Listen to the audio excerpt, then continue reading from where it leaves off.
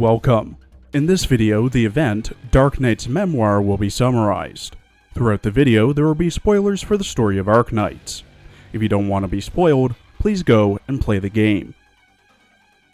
The event starts with a mercenary squad reaching their destination, with visual confirmation of the smoke signal's coordinates.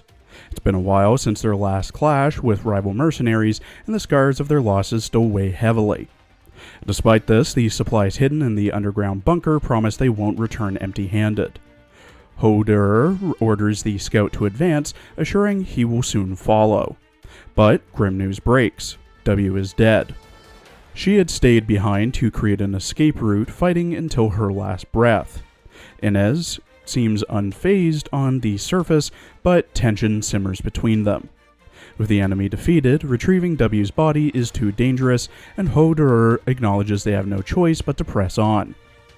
The camp remains shadowed by unease even months later. After a failed assassination attempt, a messenger returns from Kazdel bearing troubling news. One of their agents has been killed, his remains brutally disposed of, and a new mission awaits, escorting a transport team through treacherous territory. Inez questions Hoder's decision to rely on W, doubting her readiness despite recent accomplishments. Hoder explains they can no longer afford hesitation. As mercenaries, they need to take their stand in the chaos of war. Inez reluctantly agrees, but demands more transparency. Hoder finally reveals a name that carries weight: Babel. A barracks fall under heavy assault, and panic ensues among the Sarkaz defenders. The attackers outnumber and outmaneuver them, leaving the defenders scrambling for a way out. W reveals she's planted bombs across the camp, dismissing the Sarkaz warriors' outrage with sarcasm. Hoder, meanwhile, learns that none of the retreating teams made it out and doubts W's dubious explanation. Inez confronts W, warning her that fabricating stories won't escape her scrutiny. Despite tension, Hoder decides the situation likely couldn't have been saved and instructs W and Inez to split up and regroup, emphasizing survival above all else. Later, W and Inez argue while evading persistent enemies. W barely masks her true intentions, and their animosity between each other grows. The ambush leaves both women injured and stranded, yet W's trap saves them temporarily.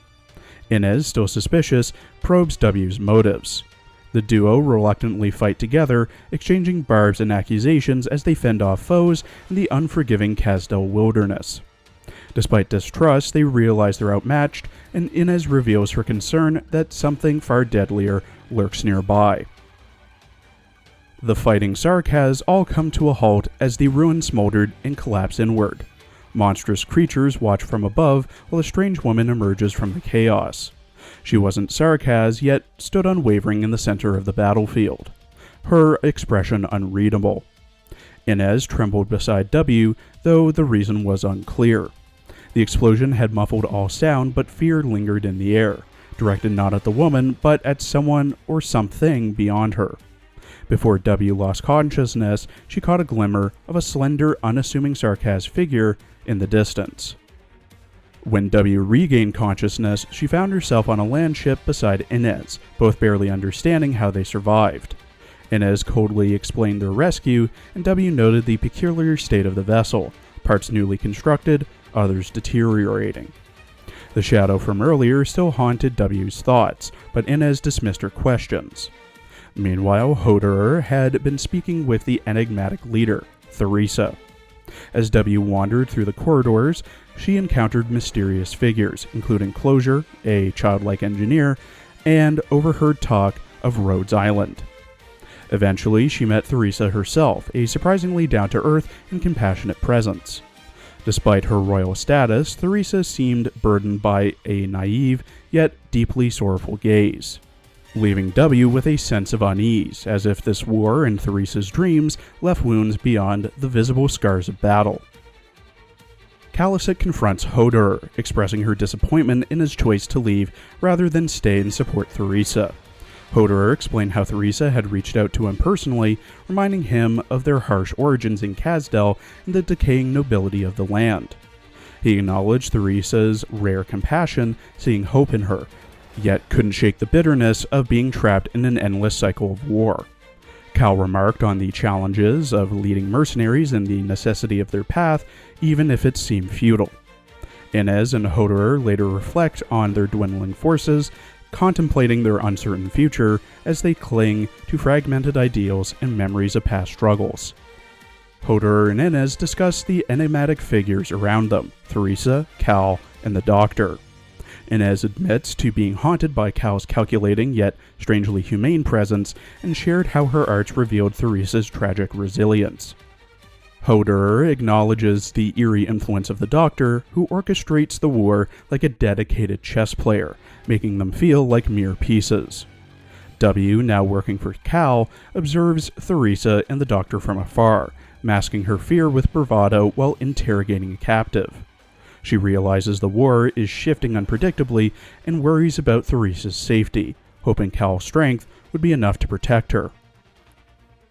Amid a light drizzle at dawn on the northern outskirts of Kazdel, Hodor and Inez discuss the uncertainties of their future. Hodor expresses unease about the recent turn of events, the end of their contract with Babel, the silence that followed, and the possibility of being forced back onto the battlefield. Inez questions whether they are truly prepared, acknowledging the rapid changes and the sentimentality that occasionally weigh on Hodor. Even as they consider abandoning Babel and starting anew, Inez reminds Hodor that their choices were never truly free. They remain bound by a history and blood-stained allegiance that have shaped them.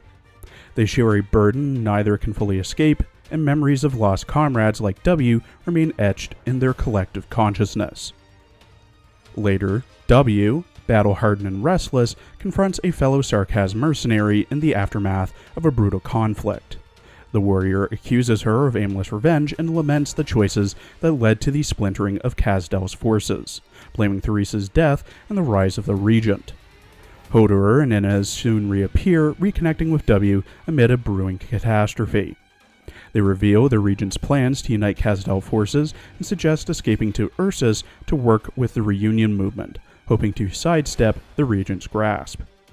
W, her demeanor oscillating between cynicism and anticipation, agrees, though she demands to make her own decisions.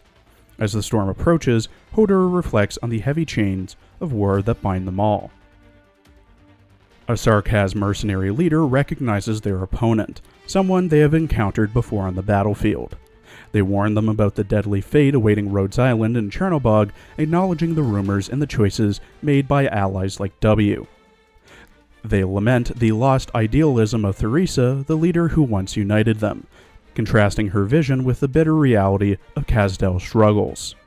Though Theresa sought a future for the Sarkaz, the leader believes that only the Regent can truly change things, even as they admit that deep scars of betrayal and conflict among different factions, Sarkaz, Ursus, the Infected, linger on.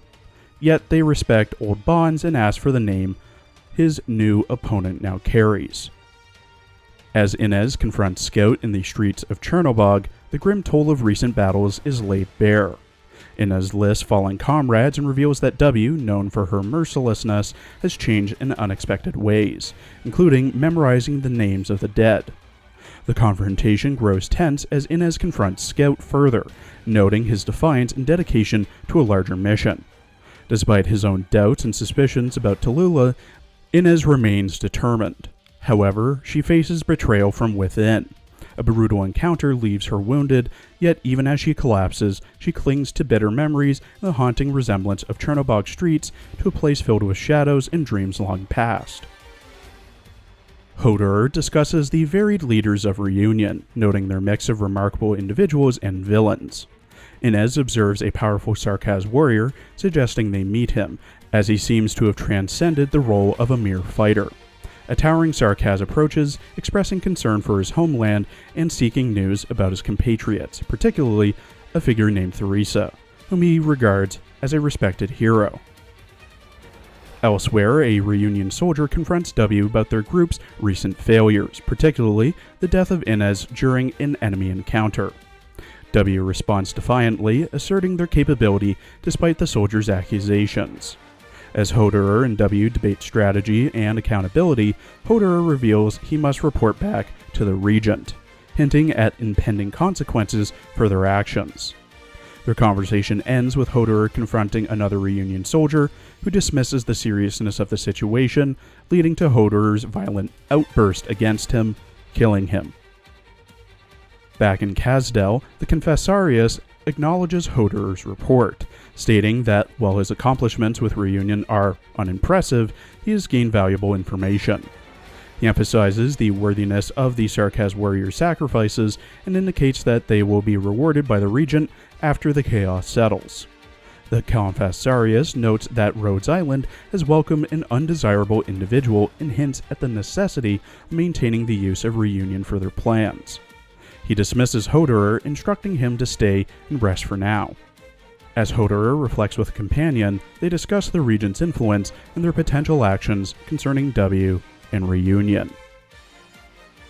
Thank you for watching. Please follow my Twitter and Blue Sky for updates, and please check out my other Girls Frontline and Azure Lane videos as well. There will be a community post made tomorrow where you can submit questions you have for me, since I'm celebrating 100 character videos for Arknights, Azure Lane, and Girls Frontline.